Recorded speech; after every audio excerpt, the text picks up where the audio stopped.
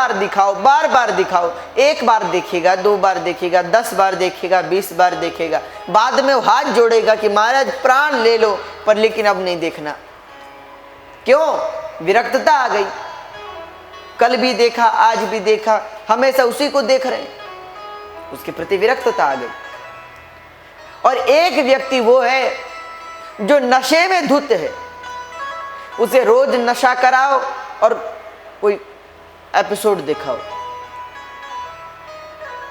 अगले दिन भी नशा कराओ, एपिसोड दिखाओ, वो रोज देखेगा,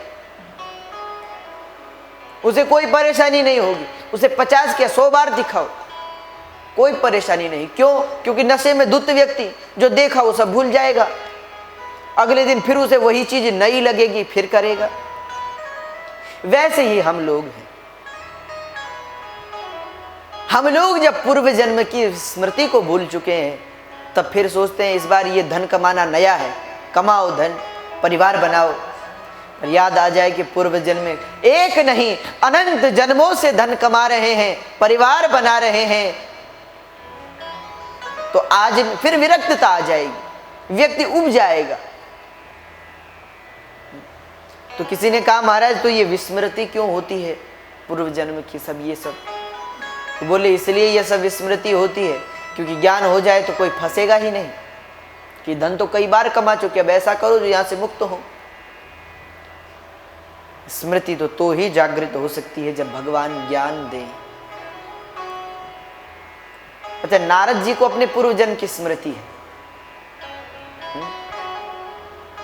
इसलिए स्मृति है तो नारद जी द्वापरे समनुप्राप्ते तृतीये युग पर्यये जातः पाराशराम द्योगी वासव्याम कलया हरे।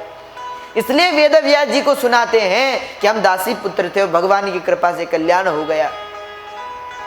तो इसलिए प्राचीन बरही को नारद जी कहते हैं कि अंत में जो तूने कर्म किए हैं तुझे उनकी याद आएगी, भगवान की याद नहीं आएगी। इसलिए यह बलि देना छोड़ और भगवान की सेवा में लग जा, भगवान की पूजा में लग जा। तो यहाँ पुरंजनोपाख्यान नारद जी ने सुनाया। तो चतुर्थ स्कंद में ऐसी कथा है। इसके पश्चात आइए भागवत जी के पंचम स्कंद में प्रवेश करें। तो प्रियव्रतो भागवतः आत्मराम कथम मुने ग्रहे रमदयन्मूलः कर्म बंध पराभवः। मनु महाराज के दूसरे पुत्र हैं प्रियव्रत।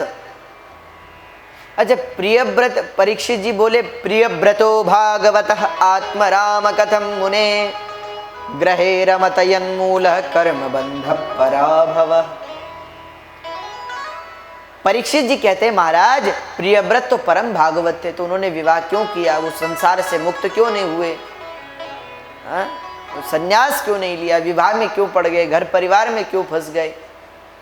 तो इतना सुनते ही शुकाचार्य बोले राजन बाढ़ मुक्तम भगवतः, तुम जानते नहीं हो प्रियव्रत संन्यास ही लेना चाहते थे, पर ब्रह्मा जी ने जबरदस्ती विवाह करा दिया। नहीं नहीं पुत्र, विवाह करो, सृष्टि आगे बढ़ानी है। ब्रह्मा जी ने समझाया कि पुत्र यह सट सपत्नान विजिगीषमाणो ग्रहेषु निर्विश्य यहेत पूर्वम। प्रियव्रत जी बहुत बोलते रहे नहीं नहीं हमें विवाह नहीं करना महाराज, हमें संसार में नहीं फंसना है, हमें मुक्त होना है, हमें भजन करना है। पर ब्रह्मा जी ने कहा देखो ये भगवान की ही आज्ञा है। अच्छा, भगवान की आज्ञा बड़ी विचित्र है। प्रियव्रत जी विवाह नहीं करना चाहते थे तो प्रियव्रत के 2-2 विवाह करा दिए, और नारद जी विवाह करना चाहते थे इसलिए आए थे कि महाराज आपन रूप देहु प्रभु मोहि, अपना रूप दो। तो भगवान ने बंदर का मुख लगा दिया और विवाह नहीं होने दिया। तो इसलिए ये भगवान की लीला है, वो क्या चाहते हैं। और भक्त तो हर अवस्था में प्रसन्न है, वो घर में रहे या वन में रहे। अरे घर छोड़ के वन में वास कियो, मन वासना त्याग कियो ही नहीं। घर का वास तो छोड़ा पर वासना नहीं छोड़ी तो क्या फायदा। महात्मा बन गए, संत बन गए, फिर भी वासना ने पकड़ा है तो क्या फायदा वन में रहकर। इसलिए प्रियव्रत जी घर परिवार संभालने लगे। इसके पश्चात इनके आग्निद्र इत्यादि पुत्र हुए, उन्होंने भूमंडल का शासन किया।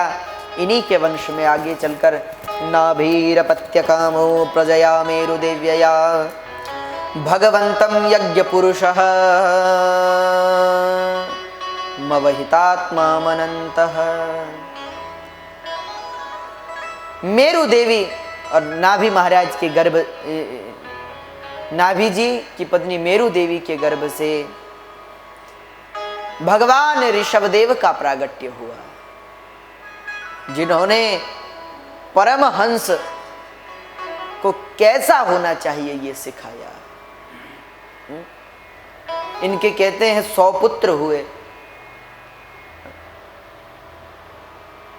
उनमें से सबसे बड़े थे भरत जी महाराज। ये वही भरत हैं जिनके कारण हमारे देश का नाम भारत हुआ। राजर्षि भरत अखिल भूमंडल पर राजा भरत ने शासन किया और ऋषभदेव भगवान का विवाह इंद्र की कन्या जयंती से हुआ था, क्योंकि कहते हैं एक बार इंद्र ने इनके राज्य में बरखा नहीं बरसाई तो ऋषभदेव भगवान ने अपने योग बल से बारिश करवाई।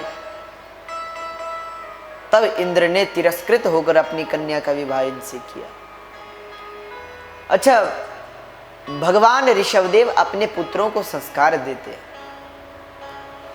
अपने पुत्र को संपत्ति देना, धन देना बड़ी बात नहीं है, क्योंकि अगर पुत्र योग्य होगा तो तुम उसे क्या दोगे, वो तुमसे ज्यादा कमा लेगा। और अगर पुत्र दुष्ट है, पापी है, तो उसके लिए भी क्या रखना, तुम जितना कमाओगे वो सब बर्बाद कर देगा। इसलिए अगर अपने पुत्रों को देने हैं तो अच्छे संस्कार दो। श्री ऋषभदेव भगवान संस्कार देते हुए कहते हैं, कितना अद्भुत ज्ञान देते हैं। पुत्रों, नायम देहो देह भाजाम रलोके काष्टान कामान नरहते विडभुजाम ये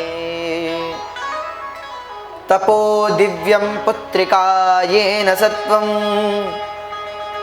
शुद्धेद्यस्माद् ब्रह्म सौख्यम अनंतम। भगवान ऋषभदेव कहते हैं, पुत्रों, नायम देहो देह भाजाम नृलोके काष्टान कामा नरहते विडभुजाम ये। अरे अगर पेट ही भरना है तो पेट तो सुअर भी भर लेते हैं। क्या सुअर अपना पेट नहीं भरते?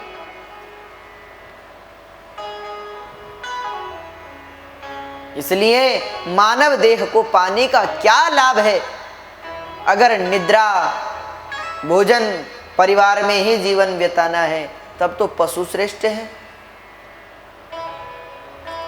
इसलिए मनुष्य जन्म मिला है, इस भाग्य को न छोड़, इस सौभाग्य को न छोड़। मनुष्य का जन्म बड़ा अनमोल है।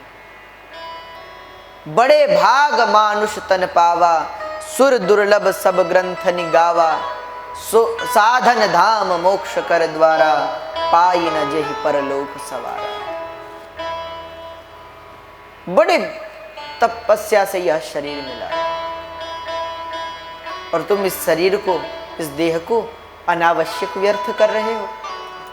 इसलिए भगवत भजन करो, भगवान की सेवा करो, वह सेवा ही संसार से मुक्ति देने वाली। तब तो इतना सुनते ही पुत्र नमस्कार करते हैं, और ऐसे पिता भी धन्य हैं जो अपने पुत्र को भगवान की सेवा का मार्ग बताते हैं। ऋषभदेव भगवान कहते हैं, इस जीवन का क्या भरोसा,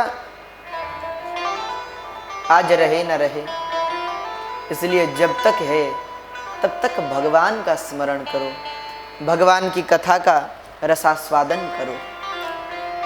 तो आइए कुछ क्षण आप लोग साथ में गाएंगे।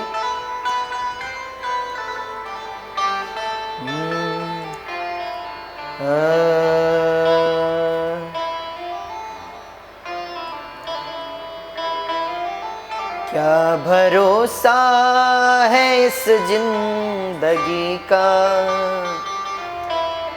साथ देती नहीं हर किसी का। क्या भरोसा है, इसलिए जितना हो सके भगवान का स्मरण करो। भगवान की जीवन का कोई भरोसा नहीं।